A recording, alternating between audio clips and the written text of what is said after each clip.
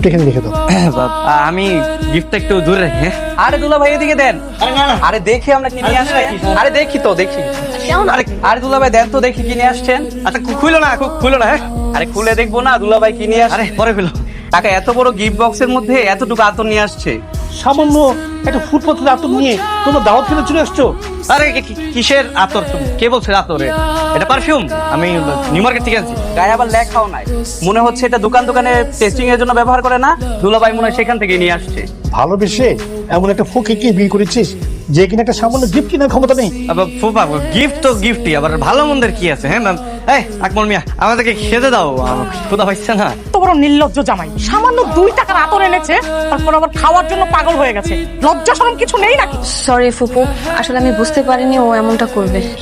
কোনো সমস্যা নেই ফুপু, আপনি এটা রাখুন, ফ্রেডি কিছু কিনে দিবেন। হ্যাঁ টাকাটা বরং তুই রাখ, তোর কাজে লাগবে। বাড়িতে যাওয়ার সময় চাল ডাল কিনে নিয়ে যাস। তোর ফুপা আমাকে বারবার বলেছিল তোদেরকে যেন দাওয়াত না দিই, কিন্তু আমি জোর করে দাওয়াতটা দিয়েছিলাম। এইভাবে আমার মান সম্মান নষ্ট করে দিবি সেটা আমি ভাবতেও পারি। ঠিক আছে, আমরা তাহলে আজকে আসি। এসেছিস যখন খেয়েই যা।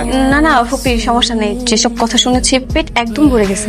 আর বাবা ফুপি তো বলতেছে আমরা খাওয়া দাওয়া করে দেয়, সমস্যা কি? আচ্ছা খাবার দাবার তো খাইতে পারলাম না, বিস্কুটটা নিয়ে গেলাম। হ্যাঁ কত বড় নির্লজ্জ দেখেছো? হ্যাঁ বিস্কুটটাকেও ছাড়লো না।